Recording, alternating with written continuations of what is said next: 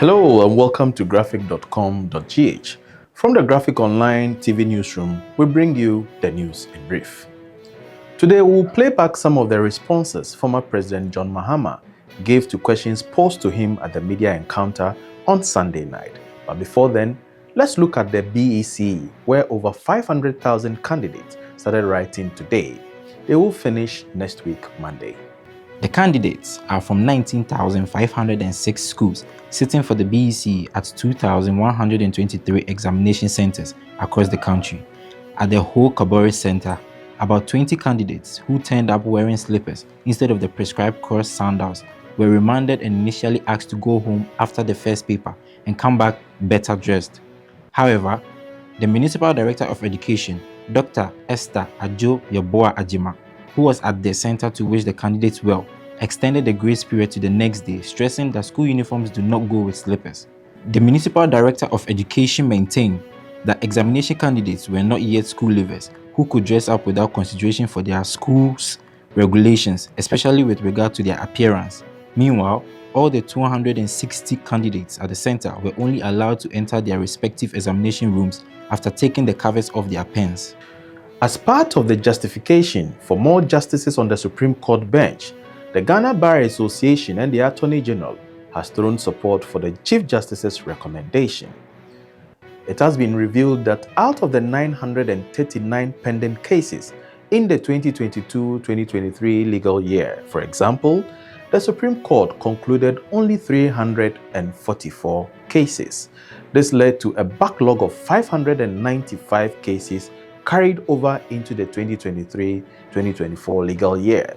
There was a similar occurrence in the previous legal year, and therefore, it is based on this load of work that the Chief Justice is proposing that more judges should be appointed to the bench of the Apex Court.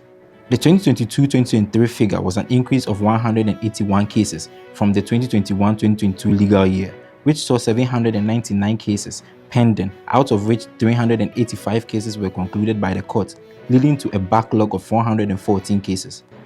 This data was contained in a letter dated February 7, 2024 from the Chief Justice, Gertrude Sake Tokuno, to the President requesting for the number of justices of the Supreme Court to be increased from the current 15 to 20 to enable the court to handle the numerous cases pending before it for effective justice delivery.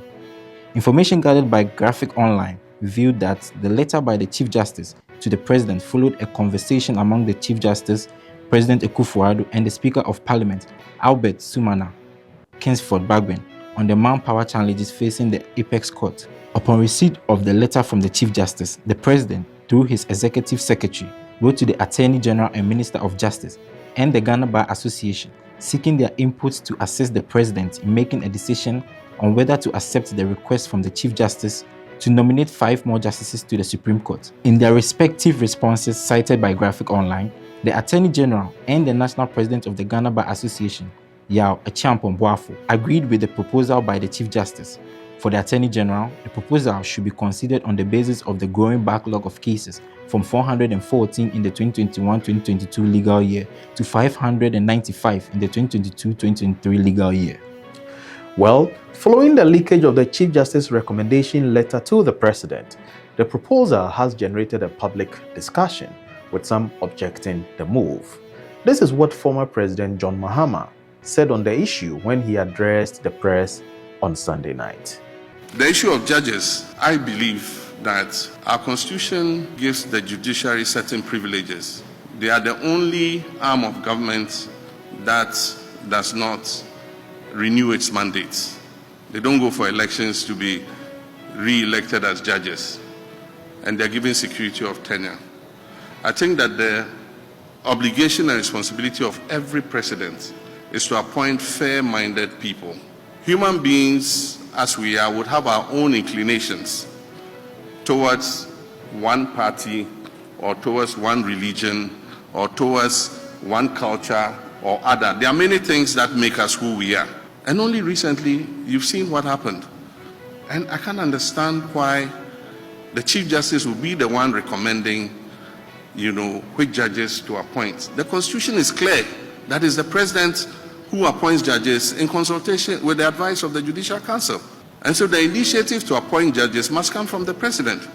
and submitted to the Judicial Council, it brings it back with advice to the President, and the President forwards it to Parliament. That is the procedure. It is very rare that this time the recommendation comes from the Chief Justice to the President, and even the issue of capping the number of judges. The Constitutional Review Committee recommended that we cap Supreme Court judges at 15. And so the issue of capping the Supreme Court is not for the Chief Justice to say. We will resurrect the Constitutional Review process when I become President.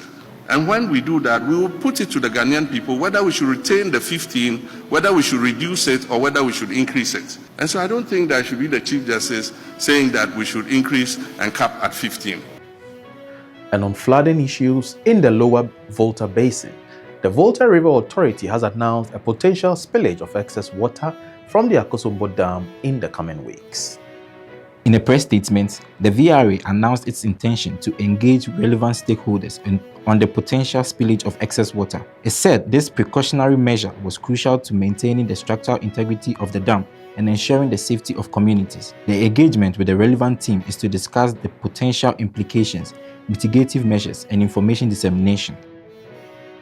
A week after movie actor Kojo Nkansah, popularly known as Lil Win, took off his neck brace after receiving instant healing from his pastor Stephen Adom Chaidia, he has gone ahead to display the effects of the May vehicle accident on his body.